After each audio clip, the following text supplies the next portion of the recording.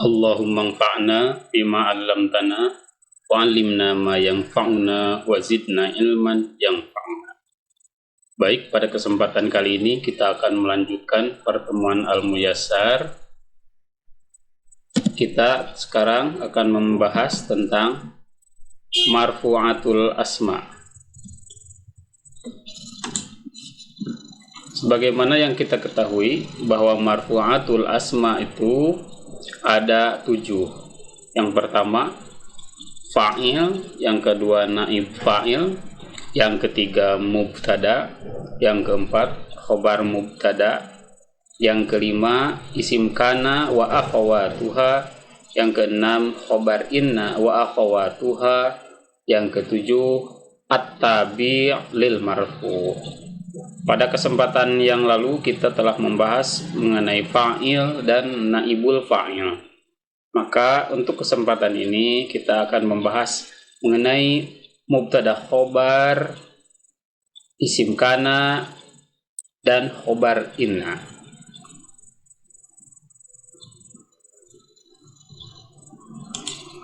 Maka kita akan langsung pada pembahasan mubtada dan khobar. Apa itu mubtada dan khobar? Kita lihat pada definisinya. Al-mubtada'u wal khobaru ma yatarakkabu min jumlatin ismiyatin. Mubtada dan khobar itu adalah apa-apa yang tersusun dari jumlah ismiyah. Bila kita mengingat kembali tentang jumlah ismiyah adalah susunan kata-kata yang mempunyai makna sempurna yang didahului dengan isim atau yang didahului dengan nomina. Maka itu disebut dengan jumlah ismiyah. Sedangkan apabila suatu jumlah atau susunan kata yang sempurna yang diawali dengan kata kerja di dalam bahasa Arab disebutnya adalah jumlah fi'liyah. Dan tentang jumlah fi'liyah telah kita bahas pada pertemuan yang terdahulu. Mubtada khobar secara sederhananya bila di dalam bahasa Indonesia adalah subjek dan predikat.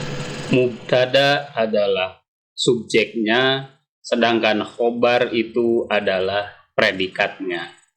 Kita ambil sebuah contoh yang sederhana, seperti kata guru berdiri. Guru adalah subjek, atau dengan kata lain, guru di sini sebagai mubtada, dan kata berdiri adalah predikat. Atau dalam kata lain, kata berdiri itu adalah khobar. Atau dengan penjelasan lain, kata guru berdiri ini, guru adalah yang diterangkan dan dia sebagai mubtada. Kata berdiri adalah yang menerangkan dan kata berdiri adalah sebagai khobar. Sehingga kita bisa paham apa itu mubtada dan khobar. Mubtada adalah subjek atau kata yang diterangkan, khobar adalah predikat atau kata yang menerangkan atau kata penjelas. Untuk mubtada dan khobar ini terbagi kepada 2 jenis. Yang pertama adalah yang mempunyai mubtada secara zahir. Yang kedua yang mempunyai mubtada secara domir. Mubtada secara zahir, contohnya Allahu sami'un. Allah maha mendengar. Di sini kalimat zahirnya adalah Allahu. Allahu adalah isim zahir. Isim yang memang dijelaskan siapa mubtadanya. Kemudian yang kedua, al-adibu mahbubun. Anak yang beradab itu dicintai. Di sini mubtada zahirnya adalah al-adibu dan dia secara jelas disebutkan mubtada atau subjeknya. Contoh yang lain, al-bintu mujtahidatun. Al-bintu seorang anak perempuan, mujtahidatun dia bersungguh-sungguh. Al-bintu merupakan mubtada, mujtahidatun adalah khobar yang zohir. Nah, di sini yang merupakan mubtada zohirnya adalah al-bintu, karena dia bukan berupa domir. Kemudian contoh yang lain, al-bakhilu madmumun. Orang bakhil tercela. Al-bakhilu adalah mubtada dan tidak termasuk domir, maka dia masuk kategori mubtada yang zohir. Madmumun di sini sebagai khobarnya. Nah, ini adalah contoh-contoh dari mubtada yang jenisnya zohir. Kemudian bagaimana mubtada yang bersifat domir? Kita lihat ke contoh sebelah kiri. Huwa ghaniyun. Dia seorang laki-laki kaya. Huwa di sini adalah domir ya, atau pronomina yang menunjukkan orang ketiga tunggal. Artinya dia. Huwa di sini merupakan mubtada domir. Ghaniyun adalah khobarnya. Kemudian contoh yang lain, hiya maridatun. Hiya di sini adalah domir dan dia merupakan mubtada. Kemudian maridatun adalah khobarnya. Sehingga untuk susunan kalimat ini disebutlah mubtada domir dari orang ketiga tunggal untuk perempuan. Contoh yang lain, anta nasyitun. Kamu seorang laki-laki nasyitun, rajin. Anta adalah merupakan domir. Domirnya domir mukhotob untuk laki-laki. Nah, nasyitun adalah khobarnya. Kemudian contoh yang lain, ana tilmidun. Saya adalah seorang pelajar atau saya adalah seorang murid. Ana di sini merupakan domir dari mutakallim wahdah atau orang pertama tunggal, dan tilmidun adalah khobarnya. Nah, ini adalah contoh-contoh dari mubtada khobar yang mana mubtadanya dari domir. Kita lanjut kepada slide selanjutnya. Ketentuan-ketentuan mubtada dan khobar. Yang pertama, mubtada dan khobar harus selalu marfu. Kita harus ingat kembali bahwa isim itu i'rabnya kepada marfu, mansub, dan majrur. Sedangkan untuk mubtada khobar di sini dikhususkan harus marfu.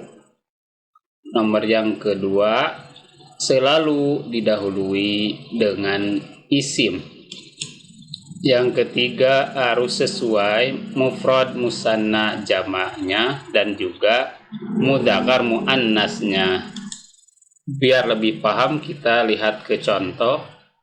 Untuk mudzakkar, at-thalibu mujtahidun. Seorang pelajar itu bersungguh-sungguh. Nah, dalam ketentuan mubtada khobar harus didahului dengan isim, dan ini adalah suatu jumlah yang didahului dengan isim, yaitu isimnya at-thalibu. Sehingga untuk isim yang di awal kalimat adalah merupakan mubtadanya dan dia harus marfu. Begitu juga khobarnya yaitu mujtahidun, dia juga harus marfu.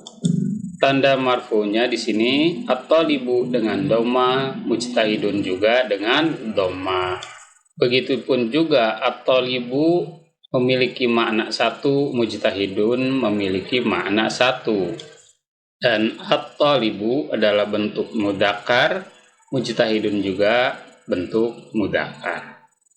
Begitu juga sama dengan contoh at-thalibani mujtahidani.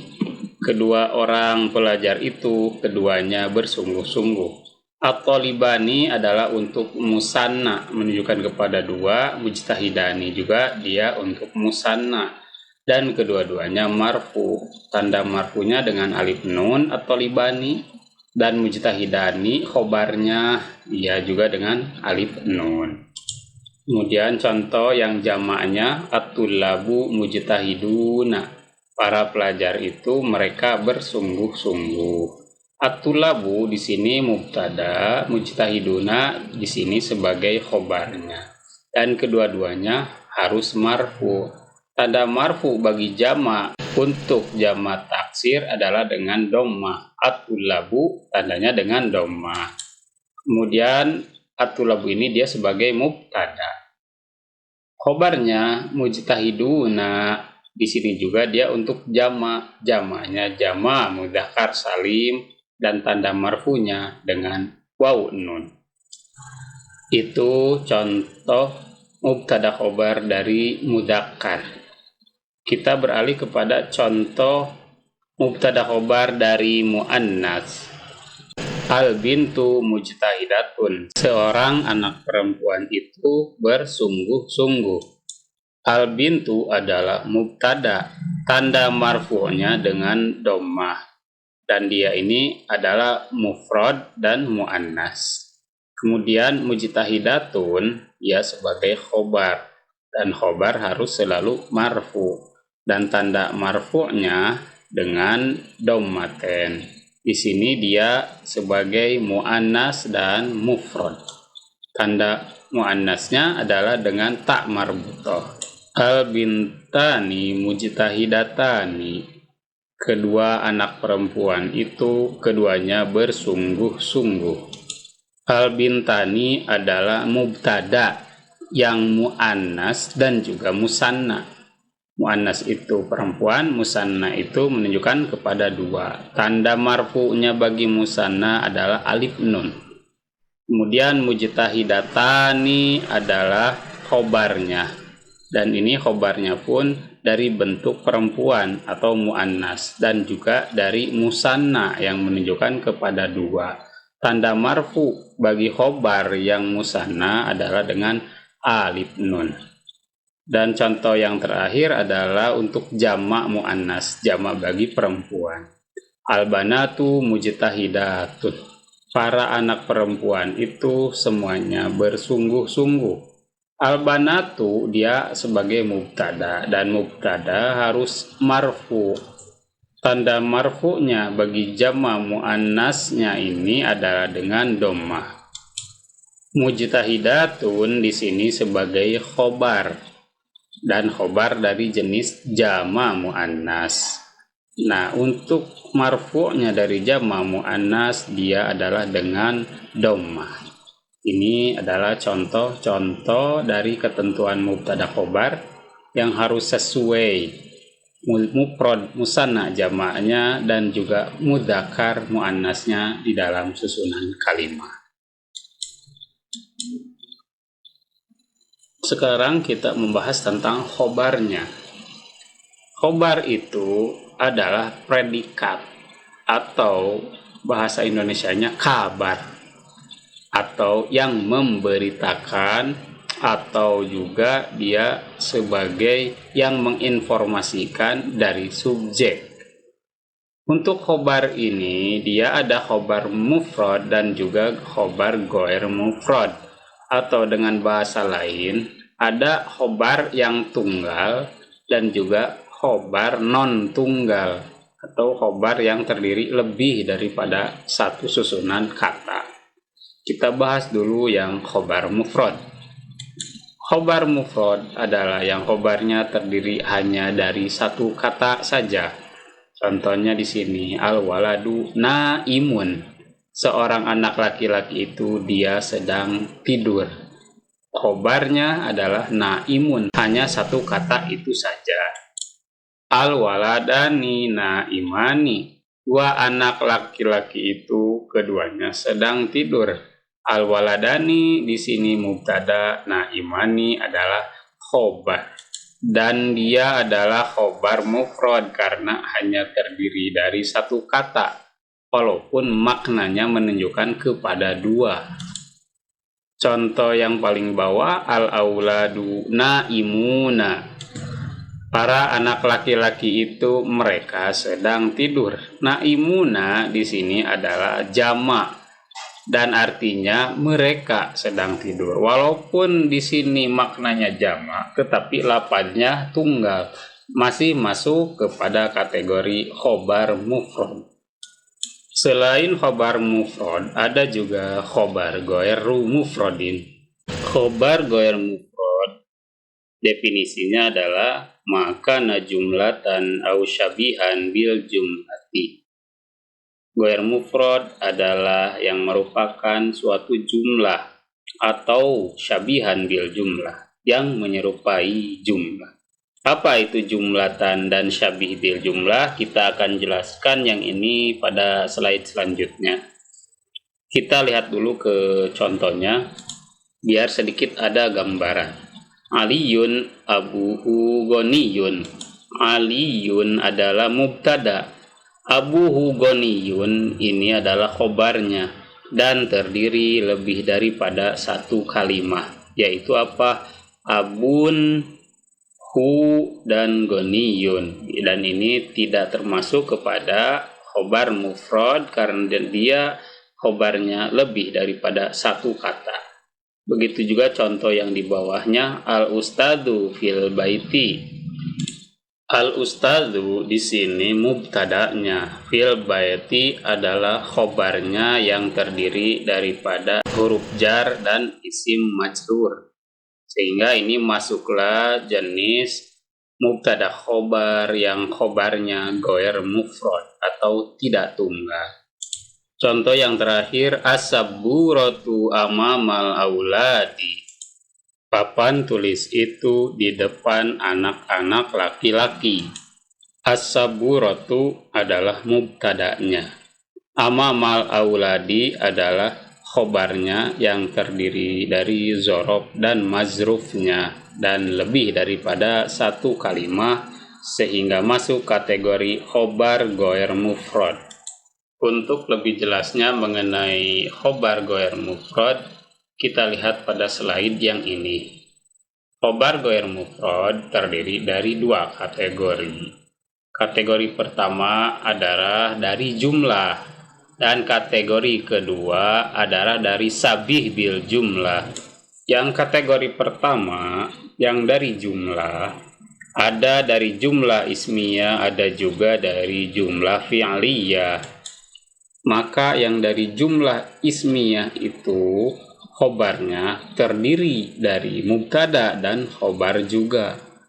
Contohnya, Aliyun abuhu maridun. Ali bapaknya sedang sakit.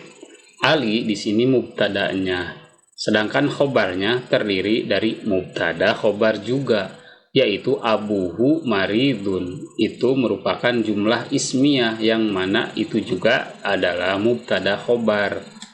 Yang mana mubtada khobarnya abuhu maridun ini adalah sebuah paket dari khobar buat kata aliyun. Karena aliyun mubtadanya, dia membutuhkan khobar, dan khobarnya adalah suatu paket jumlah ismiyah yang merupakan mubtada khobar. Contoh yang lain adalah Ahmadu maluhu kasirun. Ahmad hartanya banyak. Ahmad di sini sebagai mubtada. Khobarnya terdiri dari mubtada khobar juga merupakan jumlah ismiyah, yaitu maluhu kasirun. Contoh yang terakhir adalah as-sabburatu launuha sauda'u. Papan tulis itu warnanya hitam. As-sabburatu di sini mubtada dan khobarnya terdiri dari jumlah ismiyah yang merupakan mubtada khobar juga. Mubtadanya launuha, khobarnya sauda'u. Sehingga mubtada khobar launuha sauda'u ini menjadi suatu jumlah khobar bagi sabburatu. Dan itulah contoh khobar ghair mufrad dari jumlah ismiyah atau dari mubtada khobar. Selain dari jumlah ismiyah, ada juga khobar itu dari jumlah fi'liyah. Kalau tadi dari mubtada khobar, nah sekarang khobarnya dari fi'il dan fa'il. Contohnya al-maridu yad'ufu badanuhu. Orang yang sakit itu lemah badannya. Al-maridu di sini adalah mubtada. Yad'ufu badanuhu ini adalah jumlah fi'il dan fa'il. Fi'ilnya yad'ufu, fa'ilnya adalah badanuhu. Nah, ini jumlah fi'il dan fa'il ini merupakan jumlah fi'liyah dan dia merupakan jumlah khobar ghair mufrad bagi kalimat al-maridu. Al-maridu adalah mubtadanya, yad'ufu badanuhu adalah khobar jumlah fi'liyah. Contoh selanjutnya, al-alimu ya'lu qadruhu. Orang yang berilmu itu tinggi kemampuannya. Al-alimu di sini mubtada dan khobarnya terdiri dari fi'il fa'il, yaitu ya'lu qadruhu. Ya'lu fi'il, qadruhu fa'ilnya. Dan ya'lu fi'luhu ini adalah jumlah fi'liyah yang merupakan sebagai khobar bagi kalimah al-alimu, yang mana al-alimu adalah mubtada. Contoh selanjutnya, al-ustadu katabar risalata. Al-ustadu adalah mubtada, katabar risalata adalah fi'il fa'il dan maf'ulnya. Nah, fi'il fa'il maf'ul ini dia menjadi jumlah fi'liyah dan jumlah fi'liyahnya adalah sebagai khobar. Khobar bagi kata al-ustadu. Sehingga di sini al-ustadu mubtada, katabar risalata adalah jumlah fi'liyah dan khobar. Itu contoh bagi khobar ghair mufrad yang dari jenis jumlah fi'liyah. Selain khobar itu dari jumlah, ada juga dari syabih bil jumlah atau yang menyerupai jumlah. Terdiri dari apa saja syabih bil jumlah itu? Yaitu terdiri dari jar dan majrur dan dari zorof. Untuk jar majrur ini contohnya alhamdulillahi. Alhamdu, pujian itu lillahi adalah milik Allah. Alhamdu di sini dia mubtada, lillahi di sini dia khobarnya yang terdiri dari jar majrur. Maka masuk kategori syabih bil jumlah untuk yang lillahinya ini. Contoh yang lainnya, al-ustadu fil baiti. Guru itu di rumah. Al-ustadu di sini mubtadanya, fil baiti adalah khobarnya dan dia khobar syabih bil jumlah. Dan dia terdiri dari jar dan majrur. Contoh lain, abuka fil masjidi. Bapakmu berada di masjid. Abuka adalah mubtadanya. Fil masjidi dia merupakan khobar ghair mufrad syibhu jumlah terdiri dari jar dan majrur. Itu contoh yang syibhu jumlah. Sekarang kita beralih kepada syibhu jumlah dari zorof. Al-kitabu khalfal babi. Al-kitabu di sini adalah mubtada. Khalfal babi di sini dia sebagai khobar syibhu jumlah terdiri dari zorof. Zorofnya khalfa. Al-kitabu, kitab itu, khalfa di belakang, al-babi pintu. Zorof adalah biasanya keterangan waktu atau keterangan tempat. Seperti kata keterangan di belakang, di depan, di kiri, di kanan, besok, lusa, kemarin, dan sebagainya. Maka kata-kata itu adalah masuk kepada zorof atau kata keterangan waktu atau tempat. Contoh yang lain, Al-Qur'anu fauqal maktabi. Al-Qur'an itu ada di atas meja. Al-Qur'anu di sini mubtada, fauqal maktabi adalah khobarnya yang terdiri dari zorob dan merupakan syibhu jumlah atau syabih bil jumlah yang masuk kategori khobar goer mufrad. Contoh terakhir adalah al-ustadzu amamal baiti. Guru itu berada di depan rumah. Al-ustadzu di sini sebagai mubtada. Amamal baiti adalah sebagai khobarnya.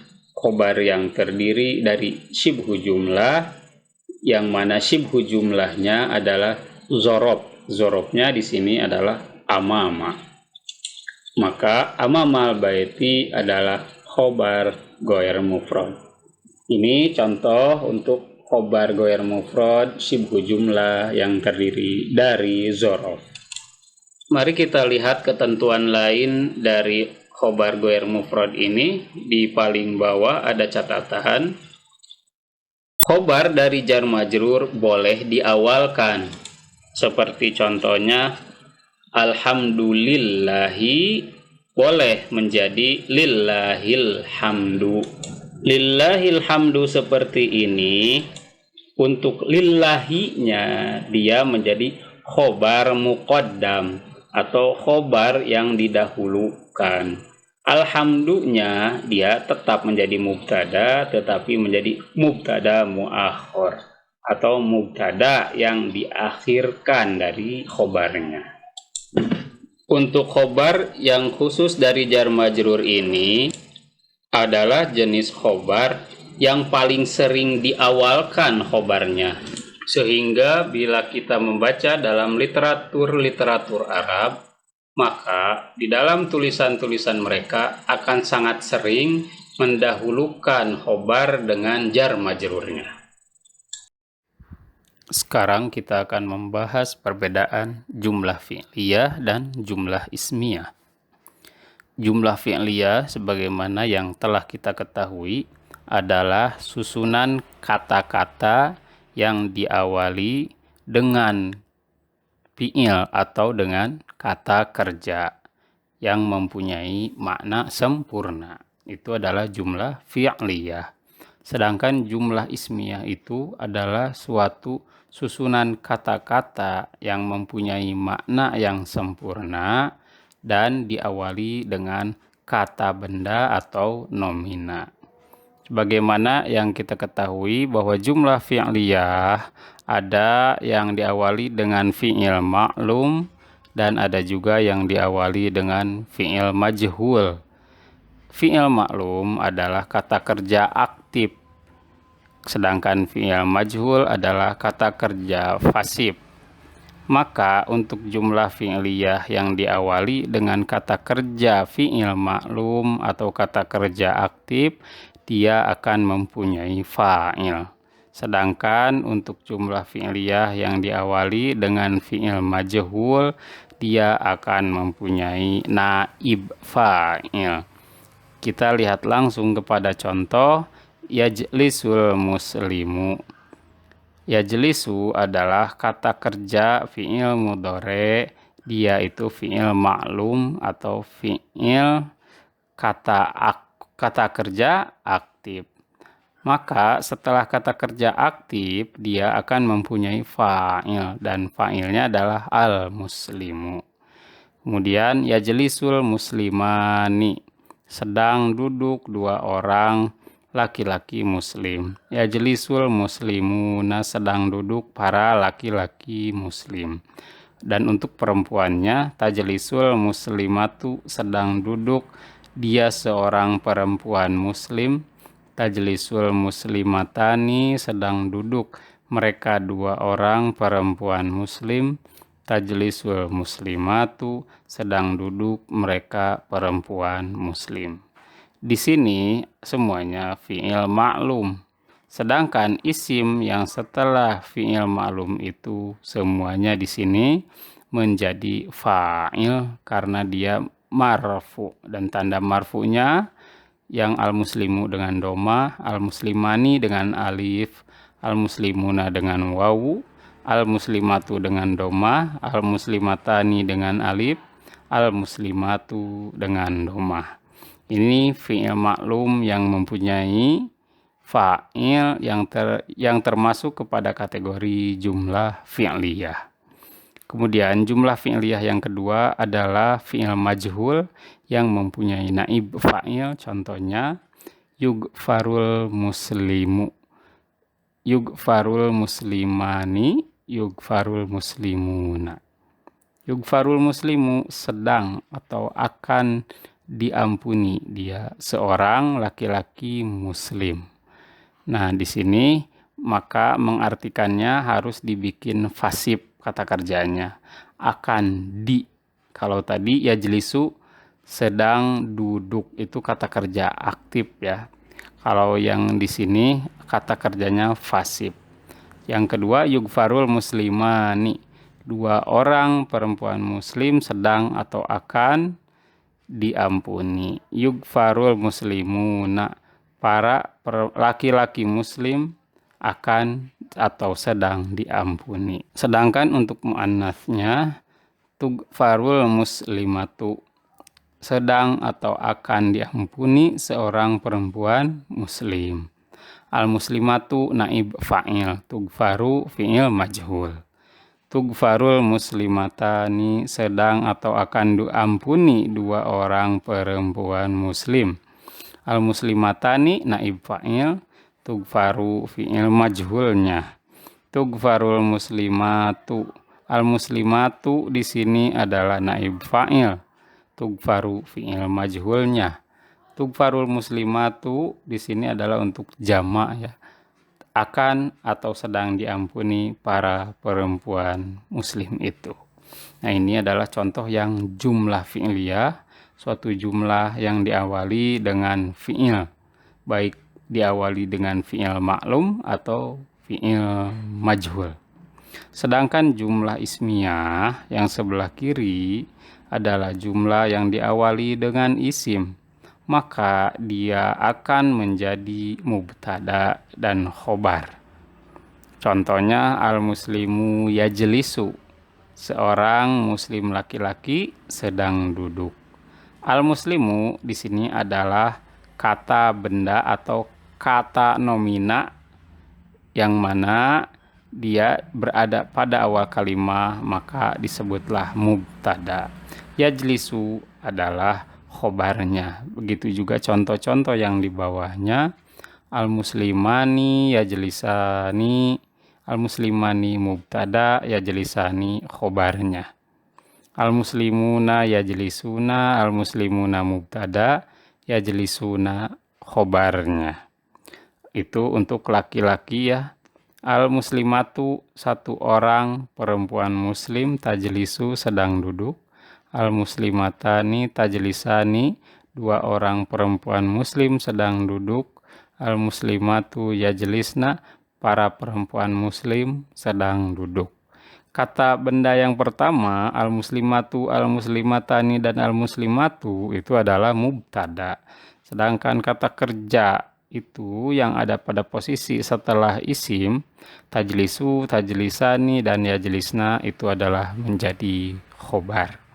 Ini adalah jumlah ismiyah karena diawali dengan isim, maka isim yang pertama yang berada pada awal jumlah disebutlah sebagai mubtada, dan kata yang berada setelah mubtada menjadi khobarnya. Baik, kita lanjut kepada slide selanjutnya, yaitu pada kana wa akhawatuha. Kana wa akhawatuha af'alun tadkhulu alal mubtada'i wal khobari wa tunassibul khobaro. Kana adalah termasuk fi'il yang masuk kepada mubtada dan khobar dan menasabkan khobarnya. Nah, jadi kana ini dia masuk selalu kepada mubtada khobar, hanya yang dirubah khobarnya saja. Biar lebih paham, kita langsung lihat kepada contoh.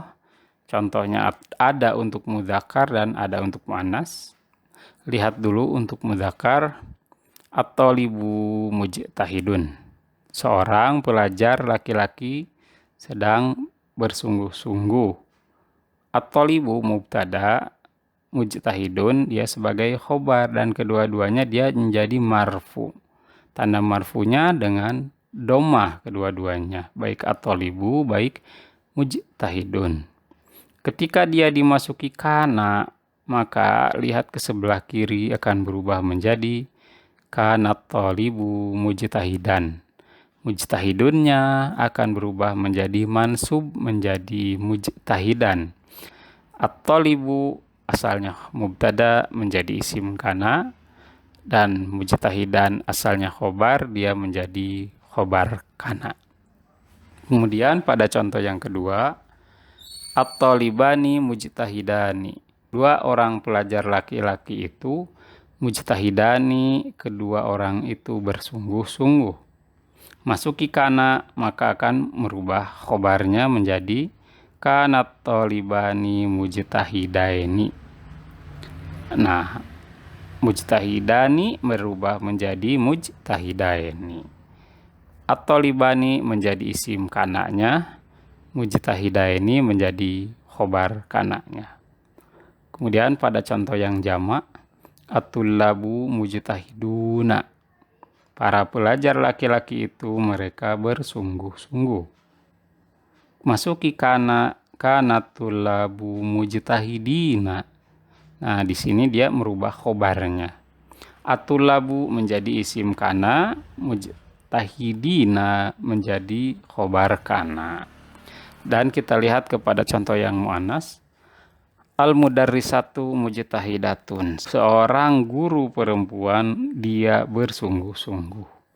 Masuki kanat, dan ingat kana itu kan kata kerja. Ketika kata kerja untuk perempuan, maka gunakan untuk perempuan, yaitu dia harus menggunakan ta ta'nis, yaitu ta untuk perempuan. Asalnya kana menjadi kanat.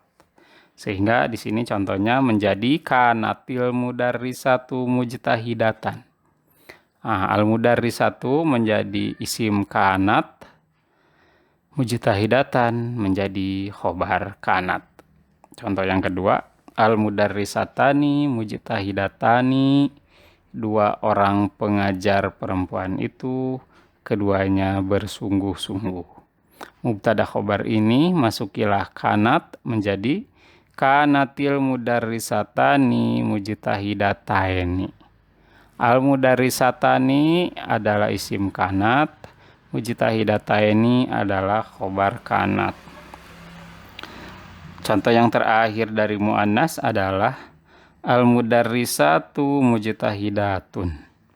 Masuki kanat, kanatil mudarrisatu mujtahidatin. Asalnya ya mujtahidatun. Al-mudarrisatu mujtahidatun artinya para pengajar perempuan itu mereka bersungguh-sungguh. Nah, untuk yang kanatil mudarrisatu mujtahidatin ini, al-mudarrisatunya menjadi isim kanatnya, mujtahidatinnya menjadi khobar kanat. Kemudian kita lihat kepada akhwatu kana. Saudara-saudara kana itu termasuk kepada af'alun naqisoh, atau fi'il-fi'il yang naqis, atau fi'il-fi'il yang tidak sempurna. Maksud tidak sempurna di sini adalah dia terkadang hanya mempunyai fi'il madi, fi'il mudhari, dan fi'il amr saja, dan dia tidak mempunyai fi'il majhul atau fi'il yang lainnya. Atau terkadang dia hanya mempunyai fi'il madi dan mudhari saja, atau dia terkadang hanya mempunyai fi'il madi saja. Itu yang disebut af'alun naqisoh, atau fi'il-fi'il yang tidak sempurna bentuknya. Di antaranya apa saja? Di sini contoh-contohnya, amsa, kejadian itu terjadi pada waktu sore. Asbaha, kejadian itu terjadi pada waktu subuh. Adha, kejadian itu terjadi pada waktu duha atau pagi. Nah, untuk zola terkadang artinya kejadian itu terjadi pada waktu siang, atau artinya selalu ya. Kemudian bata artinya kejadian itu terjadi pada waktu malam. Soro, menjadi. Soro ini litahawul atau juga istilah lain litahwil, yaitu suatu kata kerja yang menunjukkan keterjadian sesuatu sehingga artinya di sini menjadi. Kemudian juga laisa. Nah, laisa juga ini termasuk suatu isim nakis yang artinya bukan atau tidak. Mazala artinya selalu, ma'anfaka artinya selalu, ma'fatia artinya selalu, ma'bariha artinya selalu, madama artinya selama. Kita lanjut kepada inna wa akhawatuha. Inna wa akhawatuha tadkhulu alal mubtada'i wal khobari wa tunassibul mubtada'a. Inna dan akhwatnya itu atau dan saudara-saudaranya itu dia akan memasuki kepada mubtada dan khobar dan menasabkan mubtadanya saja. Jadi berbeda dengan kana. Kalau kana dia menasabkan khobarnya, kalau inna hanya menasabkan mubtadanya. Jadi ini inna dan kana adalah berkebalikan ya. Biar lebih paham kita lihat kepada contoh. Pertama contoh untuk mudzakkar. At-thalibu mujtahidun. Seorang laki-laki pelajar itu bersungguh-sungguh. Ini mubtada khobar. Masuki inna, maka mubtada akan berubah menjadi mansub. Jadi inna thaliba mujtahidun. Kemudian at-talibani mujtahidani. Dua pelajar laki-laki itu keduanya bersungguh-sungguh. Mubtada khobar ini masuki inna menjadi inna thalibaini mujtahidani. Kemudian yang jamak mudzakarnya at-tullabu mujtahiduna, para laki-laki pelajar itu mereka bersungguh-sungguh. Masuki inna, mubtada khobar ini akan berubah menjadi inna tullaba mujtahiduna. Sesungguhnya para lelaki pelajar itu mereka bersungguh-sungguh. Kita lihat kepada contoh yang muannas. Al-mudarrisatu mujtahidatun. Pengajar perempuan itu dia bersungguh-sungguh. Ini mubtada khobar masuki inna. Innal mudarrisata mujtahidatun. Mubtadanya berubah jadi mansub ya. Kemudian masuki juga untuk contoh yang kedua dengan inna. Al-mudarrisatani mujtahidatani akan berubah menjadi innal mudarrisataini mujtahidatani. Ini artinya dua orang pengajar perempuan, keduanya bersungguh-sungguh. Masuki inna artinya sesungguhnya dua orang pengajar perempuan itu bersungguh-sungguh. Untuk contoh yang terakhir, jama muannas al-mudarrisatu mujtahidatun. Para pengajar perempuan itu mereka bersungguh-sungguh. Masuki inna mubtada khobar ini akan berubah menjadi innal mudarrisati mujtahidatun. Inna di sini dia mengubah mubtada menjadi mansub. Nah, ini ya perbedaan inna dan kana. Kalau inna merubah mubtada menjadi mansub. Kalau kana merubah khobar menjadi mansub. Kemudian kita lihat apa saja akhwatu inna itu. Di antaranya di sini inna, anna, ka'anna, lakinna, la'alla, dan laita. Inna dan anna artinya sama ya, sesungguhnya. Perbedaannya kalau inna dengan kasroh di awal, dia itu berada pada awal kata seperti innallaha alimun, atau setelah kata haisu, atau setelah kata id, atau setelah kata kola, maka gunakanlah inna dengan kasroh. Kemudian anna itu dia hanya digunakan pada tengah-tengah kalimat seperti qad arafta anna taliba dzakiyun. Sungguh kau telah mengetahui bahwa pelajar itu cerdas. Maka di sini gunakanlah anna bukan inna karena berada di tengah kalimat. Kemudian akhwatu kana yang lain adalah ka'anna yang artinya seolah-olah. Contohnya ka'annallaha ba'idun. Kalimah yang lain adalah lakinna. artinya tetapi. Contohnya lakinna as-sabirina qaliluna. Asalnya as-sabiruna dimasuki lakinna menjadi as-sabirina. Akan tetapi orang-orang sabar itu mereka sedikit. La'alla. La'alla itu artinya semoga. Contohnya la'alla talamidha najihuna. Asalnya at-talamidhu najihuna. Dimasuki la'alla, talamidhunya berubah menjadi mansub menjadi talamidha. Artinya semoga para murid itu mereka sukses. Kemudian laita yang terakhir. Laita artinya seandainya. Contohnya laita syababa ya'udu. Asyababu ya'udu itu asalnya. Ketika dimasuki laita, asyababu berubah menjadi mansub menjadi asyababa. Artinya seandainya masa muda itu kembali. Itulah penjelasan mengenai akhwatu inna, dan mudah-mudahan pada kesempatan ini ada gambaran mengenai mubtada khobar dan kana dan juga inna beserta saudara-saudaranya. Insya Allah kita akan bertemu pada pelajaran yang selanjutnya. Wassalamualaikum warahmatullahi wabarakatuh.